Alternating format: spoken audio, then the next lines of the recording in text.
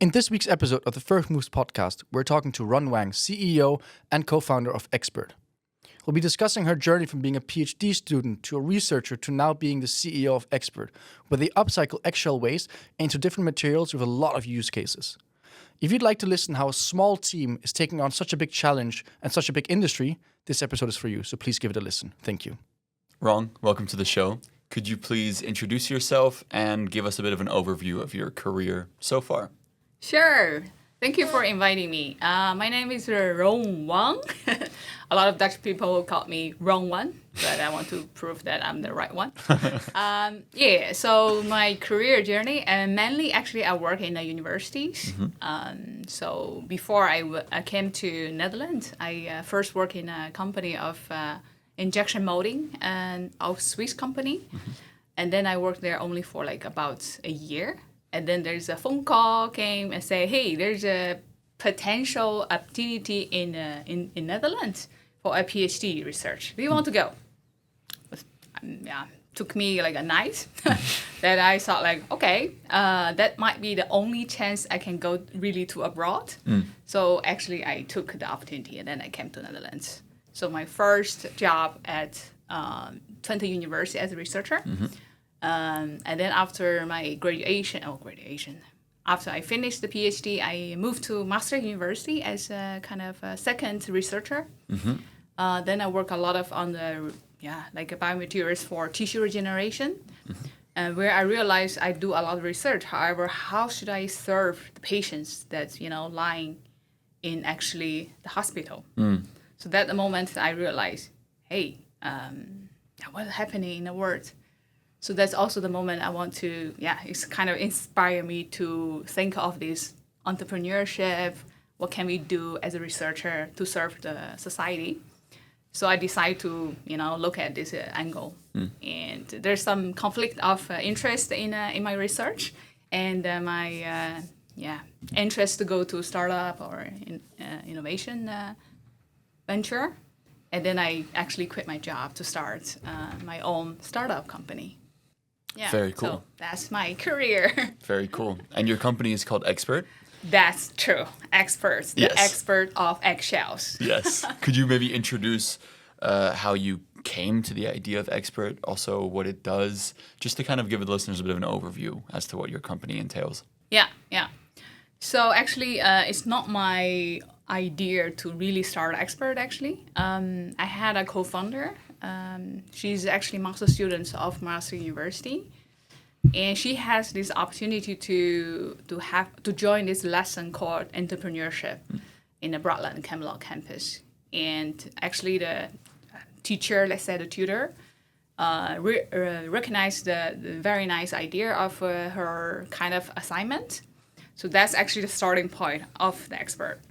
But she was students. She had really hesitating to start, and she feel like, hey, I'm a student. How should I do business? So that the moment, actually we met each other on the bus, and then she talked about that, and then I felt like, oh, that's actually also what I want to do. To really to use my knowledge to help society.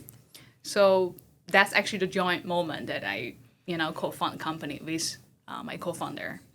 For EGGXPERT, we of course we want to do like circular economy to use knowledge to help upcycling the eggshell as bio-waste from the egg companies, processing companies who normally have egg liquid as a product, but then the eggshell for them is just waste. So that's actually the starting point. Yeah. Very fair. And maybe I'm curious about the egg industry because sourcing eggshells from private individuals would be a mess. So you have to go, like you said, through these bigger organizations. Right. How did you guys kind of find this gap that you could then work with these kind of companies to do what EGGXPERT does, which we'll get more onto later. But how did you enter that industry and even find your footing there in the first place? That's also not by our intention. So another factor that we started a company also because there's a guy who's doing an egg business already. So he knows in this industry there's a problem, for instance, eggshells. But also one of his clients, he has a lot of the eggshell membrane proteins in the stock. And he didn't know how to use these materials. And when he heard our idea that we want to use eggshell membrane proteins for skincare applications, he found, wow, that's the, click. Yeah. That's the fit of that problem. And so that's actually why we already got this egg company, in the beginning of our business. Yeah. So a bit of luck, I would say, or destiny, It's not really like, hey, we are sourcing the eggshell, supply.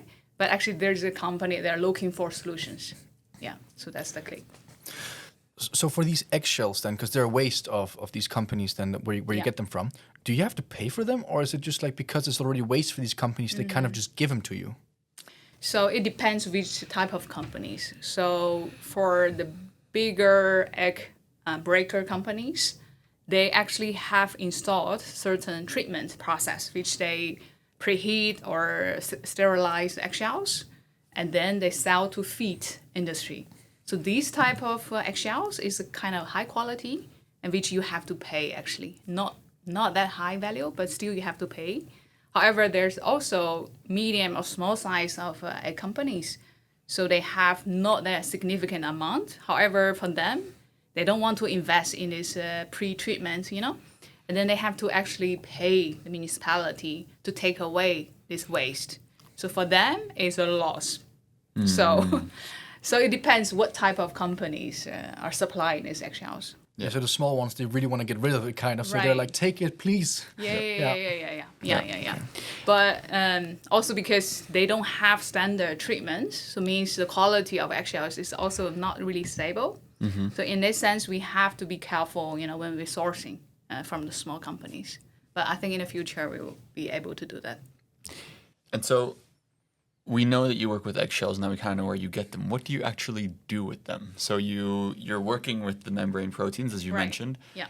But we're curious, like, do you remove them from the eggshells? Then do you process them in certain ways? And then with what goal? You said circular economy.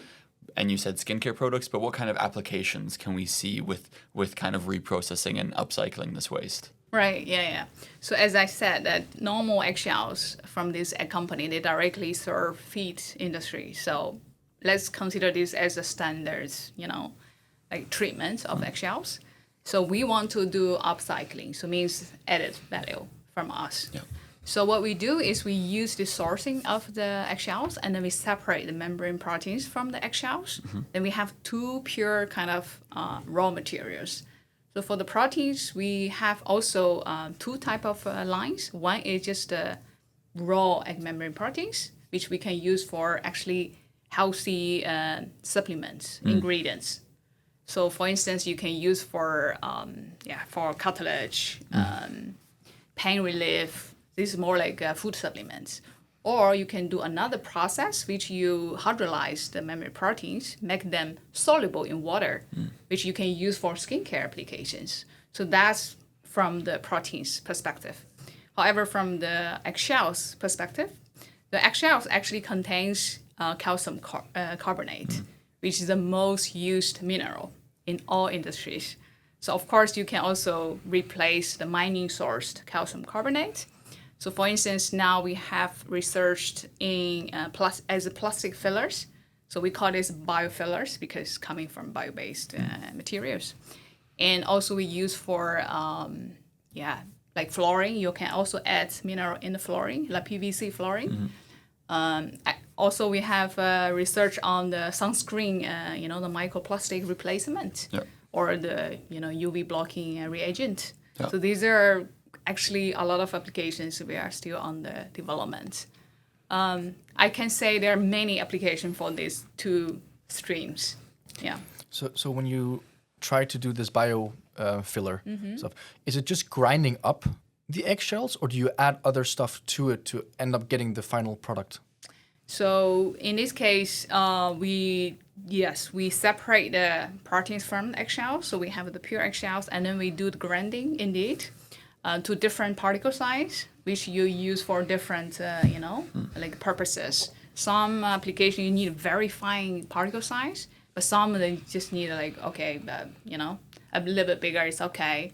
But depends also on the needs. If you really want specific properties, then you have to do, for instance, coding, to make it even better or easier to use. So that could be potentially possibilities. But for now, we only do separation and then grinding, and then also do the research on the performance of these particles in the new applications. Yeah. Right. So if am I getting out of context correctly that essentially eggshells have a huge resource base in terms of what it can be used for? Right. There's so many applications. Then is it now kind of as a business finding the right channels through which you can sell these resources and seeing all the different applications that play into it and basically aligning it with market needs to kind of get in front of the more traditional methods, like you said, instead of using mined calcium carbonate, instead using eggshells and making sure that you guys can kind of get into the market this way. Yeah. Because this market is pretty mature actually, because mining calcium carbonate is widely used, popular, mineral. To really take some shares from this market is really challenging. Also because our price is not that, comparable, let's say, than this traditional mineral. Yep. So it's really hard to find actually the target clients and also the channel, how to reach the. But we do have a few already clients that are interested to use bio-based materials and also regard the bio-waste, recycle and circular, sustainable.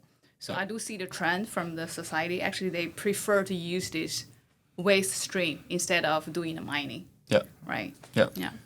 So when you say the price difference, is it then more expensive than traditional mining or less expensive? It's unfortunately more expensive. Okay. Yeah, I could imagine. Yeah, also because this is not really yet a mature process, So we still need a lot of investment in development to build up this process to get certification to be used in specific applications. So for now, it's still high, but we do see if a lot of people recognize these materials and also more businesses are making this material ready. I think the price one day can also go down. Yeah. So with economies of scale, the price is going to go down in the end. Yeah. Of course. I mean, it's a new innovative way of extracting the same resource, so of course it's going to be more expensive. Yeah. But I think indeed, if you go to higher end customers or customers who really value sustainability, they're willing to pay the premium. You can reinvest that into better processing. Yeah. And then take the cost down. Yeah, exactly. That's exactly our strategy. Yeah. And so what kind of strategies have you then applied in the past to try and find that alignment? I think Amy, one of your colleagues, gave the example of skincare. You also mentioned it before, but with these masks. Right. So how did that work out, and what kind of other approaches are you taking as well? There's this really good failure example. So actually, in the beginning, I said the incorporation of EGGXPERT is because we know these membrane proteins and they are looking for solutions. So we said, okay, now we provide a solution. So we think in a cosmetic field, for instance, the facial mask is very popular in China. We said, okay, now I see in Netherlands the consumers start to look at this product as well. So we say, this is booming, market. So we target the facial mask as our first product, and we want to make the best quality of a facial mask and then sell in Netherlands. Yep. So after 2-3, I think almost 3 years, I finally, create my formulation, and then I also produce the first pilot production. I feel like, hey, now everything ready. Let's go to the market. Everyone will, fight for our facial masks. Which after like 2 months, I think, I'm like, hey, where should I sell it? So we launched our web shop. So we thought like it would be just launch, everybody order. Yeah. But in the beginning, first months, I think it's still okay. But afterwards, it's just like cooling down. Yeah. Like, it's not that easy. So we realized, hey, our market strategy is not ready, So before we make the product, so that the moment I realized, don't make product before you know where to sell or what your market strategy, you know? Yep. Still, I still have half of the production in my basement. So this how many could be pieces the is call this? for action for the help. Yeah, maybe our audience can get some of these, or we can find someone to sell them for you. Yes, maybe. Yeah. This is really like, I really believe the quality or everything is the best, Yeah. but we just don't have good strategy at that moment, you know, Yeah. when we produce the course. product. Of Yeah. course. And I think something that Sebastian and I often talk about as well is that B2C is very difficult. Yeah. Because every customer, they'll take quite some money to acquire still, and then the purchase value that they have is quite small in terms of Right. their impact on your revenue. So you have to have so many of them to actually have a solid business model. So B2B is, at least for us, something that we always find quite lucrative. Yes, that's Yeah. also, I think after this case, we realized, we should look back our business model, you know? Like, it's B2C or B2B? And so that's actually the moment we switch our strategy, you know? Right. To B2B. Yeah, understandable, for sure. And then, talking about these strategic switches, how was the switch from being a researcher then going into being a CEO all of a sudden? Because you're the CEO of EGGXPERT, so that's a completely different role Right. than being a researcher. So how was that switch, and how did that impact you? You know, I was not planned to be a CEO, let's say. So in the beginning, as I said, Expert is still kind of innovative type of startup. So we use also a lot of innovative grants to support our R&D development. So that's also, I recognize my strengths that I can, you know, have new ideas how to use these unique materials. But actually, during this first production of the facial mask, the cosmetic product, I realized, hey, I'm not capable yet to be more like CEO or even a sales or commercial person. So I actually try to hire a kind of CEO for half a year. But then I also realized it's not the best way. No. So It's tricky. maybe I recognize if you are the founder and you know the company the best, and it's also kind of innovative type of company, maybe for current state, you're still the best candidate for CEO. Yeah. I think I'm still kind of learning all the time to be a real CEO, but still I wouldn't say I'm the, right CEO, but just I'm the CEO for current stage. Yeah. But a lot of mind switch is learned by doing, actually. And I think so too. Also, from when we started as well, our companies, there's always space to learning, and it's never like you're the right fit immediately for it. But what you say with this, you are the founder, and you do know the company the best. Right. So right now, that position is the best for you to be in. Yeah, exactly what I want to say. It's just the current stage, the moment that I'm still the best. Yeah. But I'm looking for also the senior CEO actually to bring expert to the next level. Yeah, understandable. Yeah, but I think that's very relatable. I think whenever you're starting, also, I think when you know the business the best and you kind of have an idea of a direction that you want to bring it in, because that's where you see the potential. Yeah. Then I think for me, learning is honestly the reason why I enjoy this kind of work, is because you're consistently stretching yourself. And it's annoying because you always feel like you're playing catch up. At least I do, because I'm always shooting, okay, I did this, now something bigger or the next thing or growing, etc. Right. So you're always trying to close that gap between who you should be in the moment as CEO or as leader and who you are.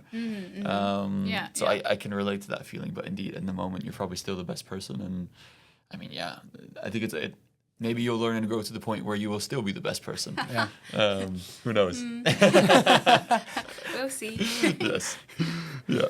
Indeed. So when we talk about these production methods of grinding up the membrane and separating them, how reliant are you guys on IP, and do you actually have IP on these processes of separating them? Yeah, we were thinking of filing IP to separate these two. But I also realized if you're filing a patent, you also kind of release your way of doing. Yes. So if we plan to do our own production, then it's not necessarily to file a patent for this specific process.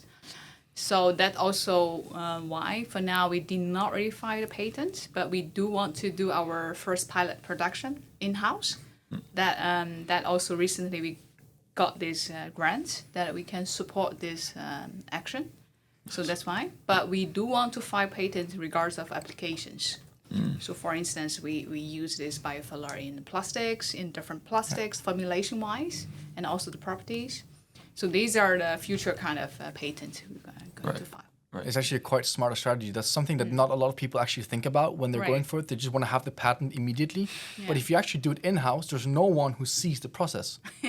Now, if someone else had to do it for you guys, then obviously then you would have to file the patent because there's a chance that it leaks. But if you do it in-house, there's no reason for it. That's And then indeed patenting the way that you align with the market and the products that you have, then that is smart because then you can sell that to more people or you can license it. Yeah, indeed. That's also, so that's a good way to monetize. Yeah, no, indeed. And then, I mean, when you read about Expert and the way that it's framed, it's also, obviously, that's what we discussed about earlier. It's very sustainable, like it's very much driven towards sustainability. Where does this motivation come from? Yeah, I think it's kind of my personal like mission-wise. My professional is more in a healthcare, like doing research in tissue regeneration. But my hobby or my other kind of personal value is in circular economy. I want to help, the society in a more circular. So that's actually my personal value. Yeah. So that's my driven. Yeah, understandable. And translating that into a business is where I just think it's interesting and it's fun because you can live those values. Right. I think that also the capacity that I can contribute, that's also another factor. If I'm not capable of doing that, then I also feel like, okay, it's just a dream, maybe I can support, but I would not do myself.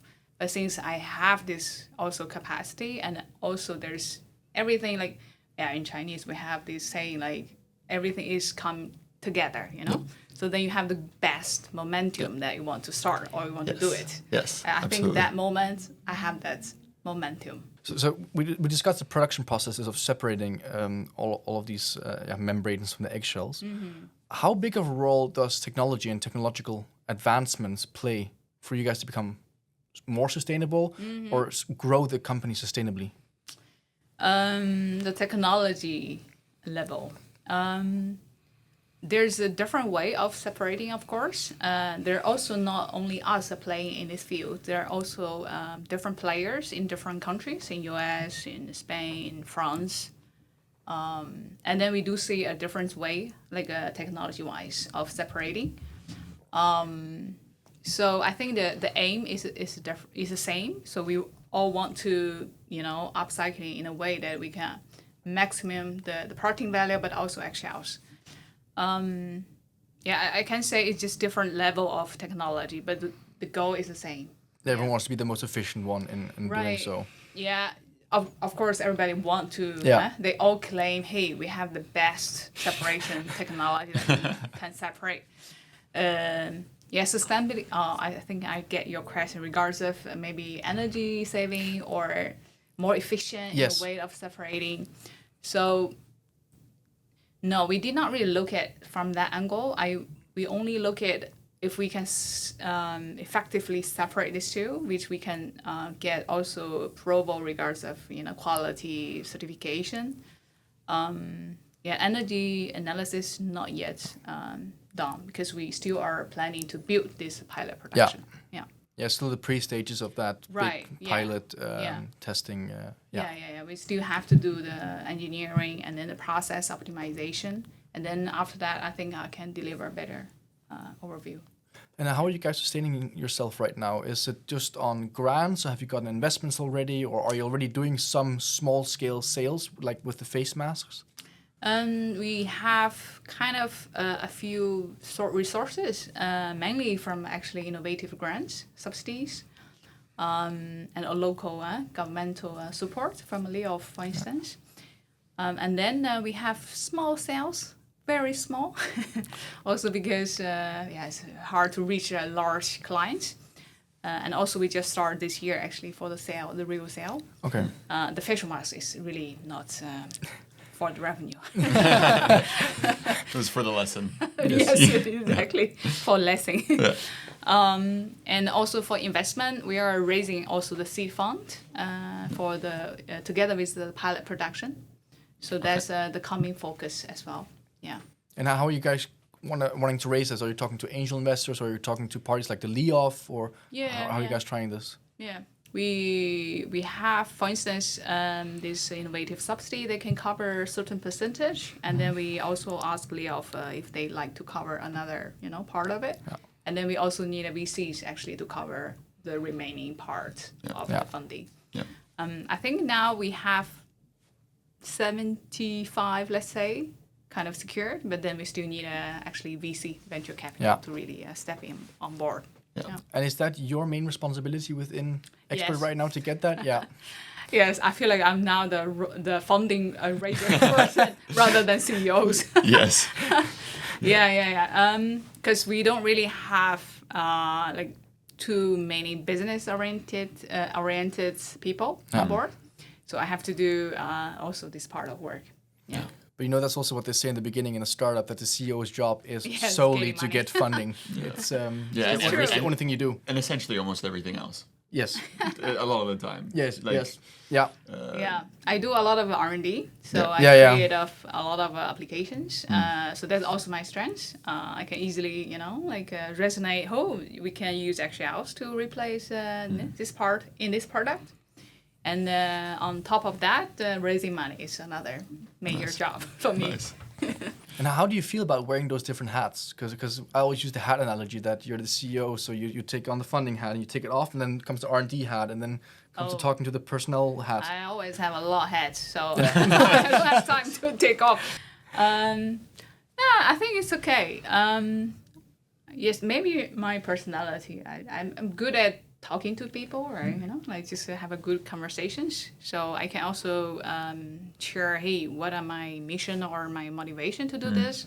So I think it's also easily resonate with the people who I talk to. And also for different roles, I think, still I'm the one knows the most. Yeah, so could be the reason. And are you doing research at labs from the University of Maastricht currently? In the early phase, we did. Okay. In the early stage, so they actually support us with free access at that time for a year. Yeah. So we developed this product for the cosmetic applications. So that's actually support from the bio-based, what's this called, Army BM department. And now we work with a lot with the public facility in the Broadland Camelot campus. Yeah. It's called Chill. Yeah. So we use their platform to develop R&D and also work with students.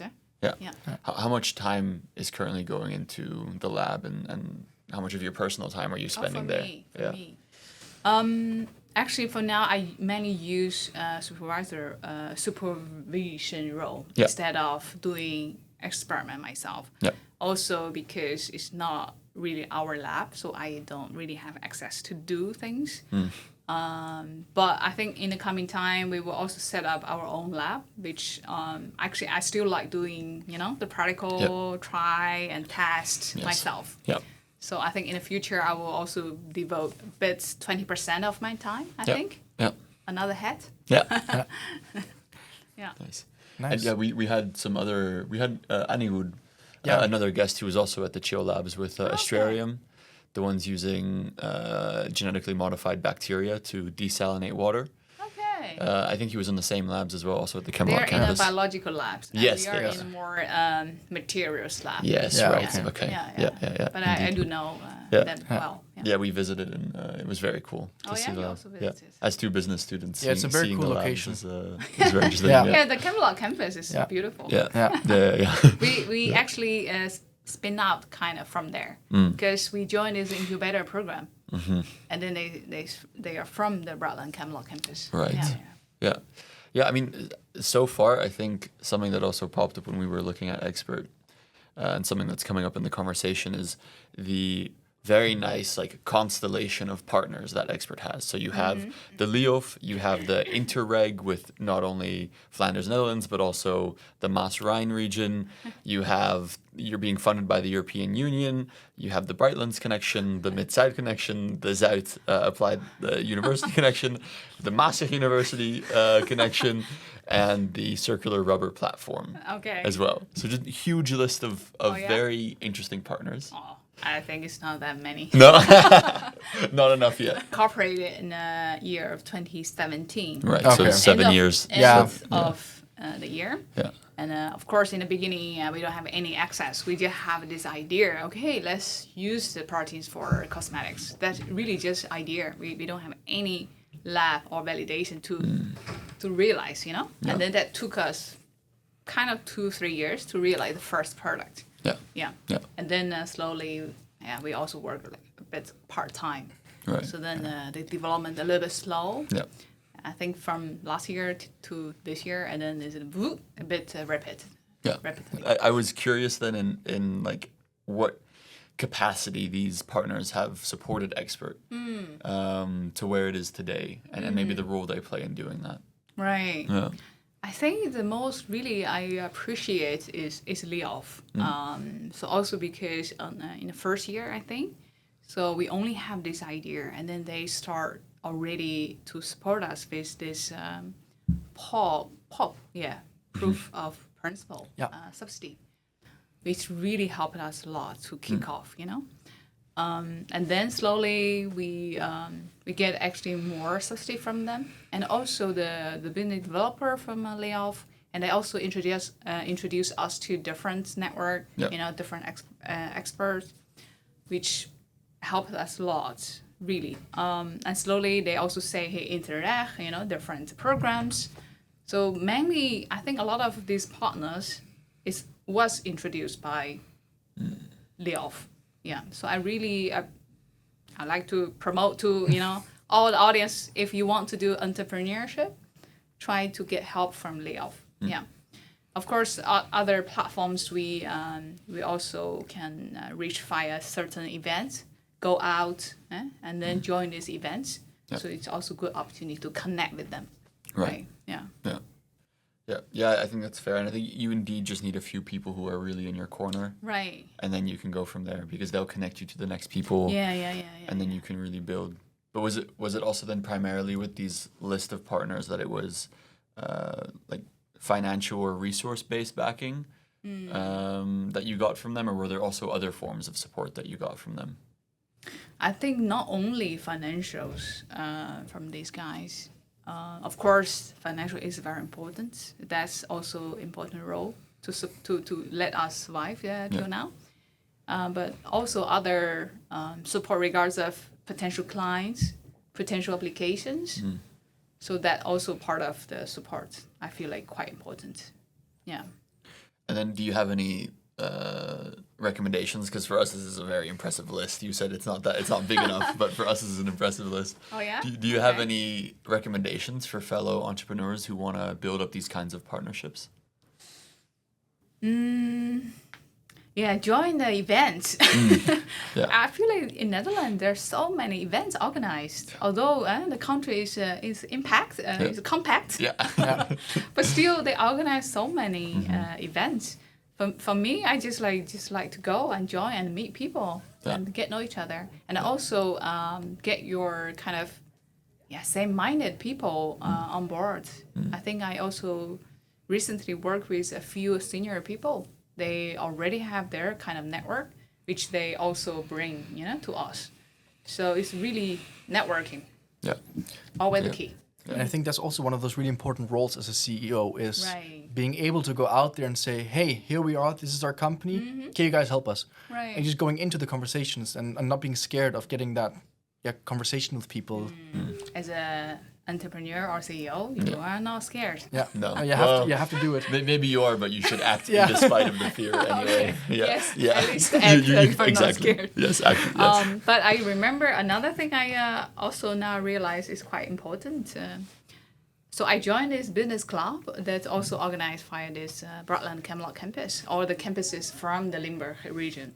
So which also helped me a lot with different entrepreneurs in a region, you know. And then they also organize different events, like I think 4 times per year, which I also feel like it's quite important for me as a foreigner, you know, to know the local network. Yeah. So that's another thing I think. Yeah. Be part of the community. Yeah. Have certain collaborations come from this between you and other founders and things like this, where you guys maybe develop a project together or a product together, or you find other solutions to the things you're facing? I think not yet with the collaboration projects, but I do find a few people who are already senior or serious entrepreneurs, which they are liking. They like to help me, so they give advice or they're being an advisor. Yeah. So that I realize, it pay off is my business club fee. So I think it was still worth it. Yeah. You've now been with Expert for 7 years. You Right. said you incorporated around 7 years ago. What is the proudest moment or achievement that you guys have done so far with Expert for you? Yeah, I think if I look back, the moment I'm really happy or proud is finally I have clear branding of Expert. So in the beginning, you know, because lack of money, so I design everything myself. I create a logo, I create a website, I try to make everything clear. However, of course, I'm not trained as a designer. And then I hired a professional designer to look at our business case, to look at our mission. And then I think actually this year, only this year, we finally have our own brand, which we can clearly show, hey, we are doing this circular and this is the mission we want to deliver. And to make it everybody, you know, clear. So that I feel like, finally, it's so nice. So that's the moment I feel very proud. I mean, it looks very cool. It does look If good. you go to the website, it does look very nice. So if you haven't I yet, built go the have a look. website. Yes. Oh, very good. Yeah, I think that's one of the hats that I was wearing a lot as CEO as well, was website builder. Oh, I learned from YouTuber actually. Yes, same. Yeah, indeed. Yeah, I can't build websites. I had to hire someone for that. I cannot. Yeah, but the concept, the design is from the professional designer. But Yeah. to realize, then you, otherwise you have to hire in-house a designer. Yeah. But you know, as a tech company or innovative company, why you need a designer? So Yeah. Understandable. Then what about the future in maybe circular economy and then in the food industry? What are exciting things for you that you hope to see be realized?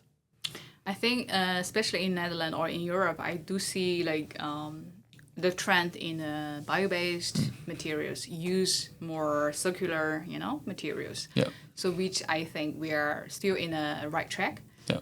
But also for me, for experts, we want to work with more byproduct from food or agriculture sourcing. So that's also, I think for us, is a coming kind of goal to look at this direction, to work with more byproduct from agriculture food industry. Right. Yeah. So also outside of eggshells. Right. Yeah. I think we are not limited to only eggshells. That's the starting point, I would say. So if this, you know, if this business model is mature, and then we can actually move to another byproduct, you know, from other resources. So it could be similar. Yeah.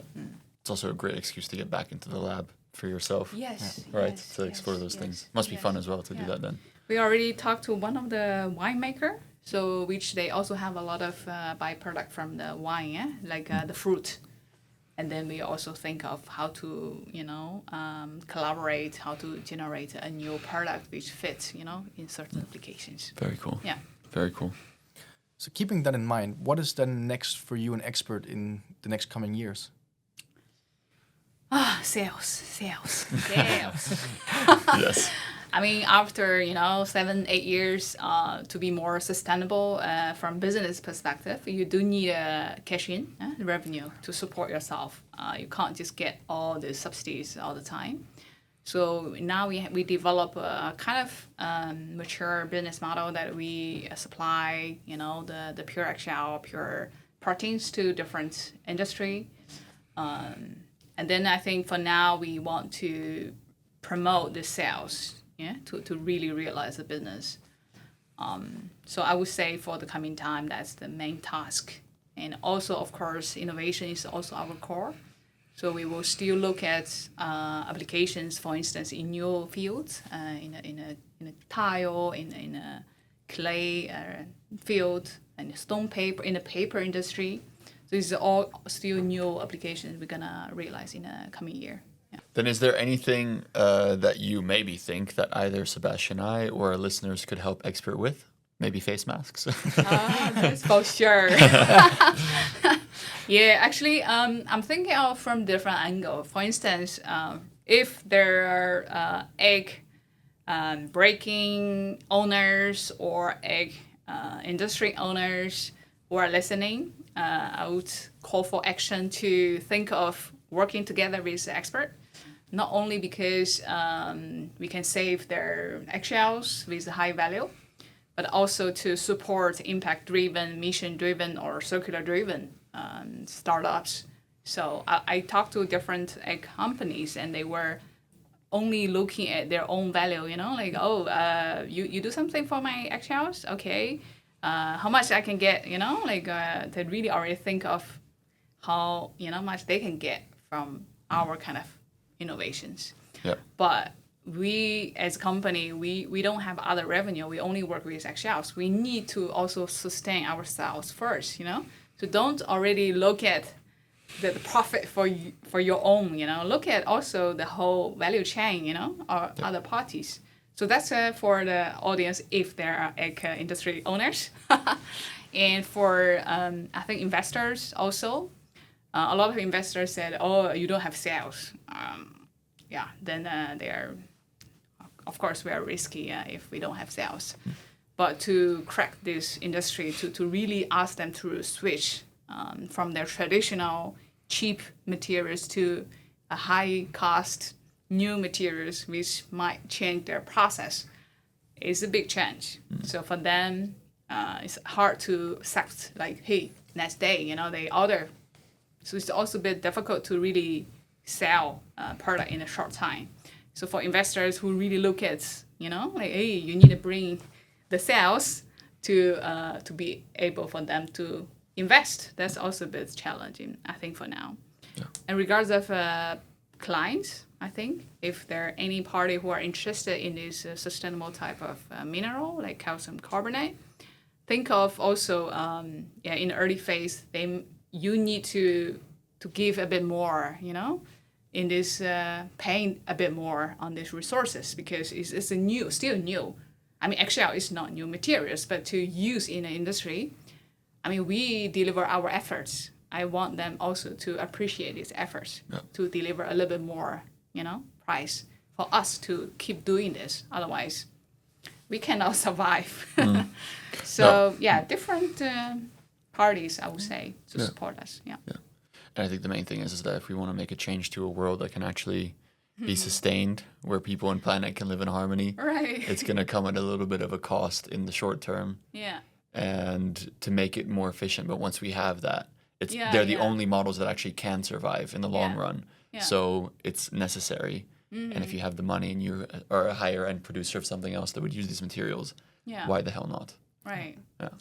I think also from us, we want to educate also the society or the industry parties to look at these materials and then realize, hey, there's actually abundance of this, replaceable type of materials.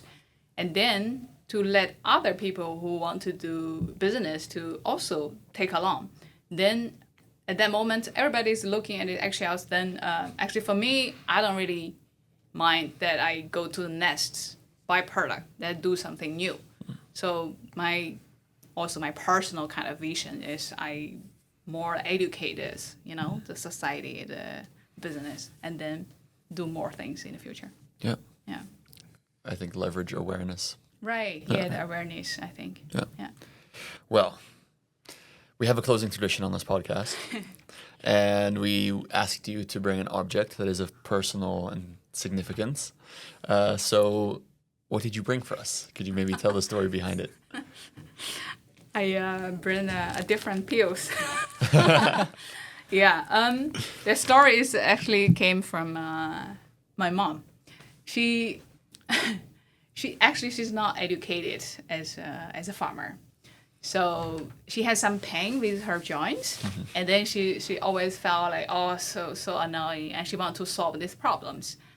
And then she always try to find these, like mystery solutions that from someone that said, oh, you know what, you eat one pill, you will reduce all the pains, So she want to trust this type of claims or solutions, which I told her many times, like, no, I did research on this joint pain, so I know it cannot be fixed by just eating a pill or something. But she don't believe me. She just believed the guy who are selling these non-labeled pills. So I really felt like sometimes confusing, like why, as her daughter or as a PhD or doctor, I told her, hey, don't trust these people, but that she still want to trust. So slowly I realized maybe because the knowledge gap between my mom and me, So I tried to convince her with my kind of scientific background, or I maybe explain to her too scientific. And she, I don't know, she don't want to believe me. So I feel like this actually give me the feeling when I work with egg farmers or egg, breaking companies. So they are also a bit like, they look at these materials and like, oh, this is eggshells. Maybe I use this for chicken feet. But actually, from scientific perspective, there are many, many ways that you can use these materials. But maybe scientists, they don't see these ways or something in a certain way. So I do feel there's a knowledge gap between, like a researcher or business or the egg farmers. So like my mom and me and my mom, I feel like there's something missing in between. So which really give me a feeling, hey, I want to stay in this business, even though it's quite difficult sometimes, very challenging. But still, I feel like I still want to do this because I want to bridge this gap with my knowledge, limited business experience, but still it hang me there, So that's maybe I found the connections. Yeah. Yeah, I think that's a big thing as well, where something that a mentor of Sebastian and I, Eric Joost, he says that irritation leads to innovation, and you're irritated by this knowledge gap. Right. And that's now what you want to close. Yeah. I really try to talk to different egg owners and the egg business owners. So when I talk to them, when I explain to them, they were like, really? You can use this for skincare? Really? It's a waste. How can you do this for, the skincare? So they really found it so, difficult. So that's, I feel like, hey, there is some gap in between. Yeah.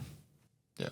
Well, building bridges. Hopefully we can address this gap. Yes. Indeed. Yeah. Indeed. Well, I think you're in a great position to do so, as someone with the scientific knowledge, but also Right. who's out there doing it with your own company. Yeah. That's kind of the perfect place to be in to do so. Yeah. Right? So Yeah. working on it for sure. Oh, thank you. Yeah. Well, thank you very much. Thank you for coming. Yeah. Thank you for having me. Yeah. Thank you so much for your you. time. Thank you very much for listening to that episode of First Moves. If you want to connect with our guests personally, make sure to follow us on LinkedIn at First Moves. We also have an Instagram called First Moves Podcast. And lastly, if you could take a moment to leave a review, it helps us make the show better for you, but also helps us get even better and more insightful guests over the long run. Thank you very much and have a great day.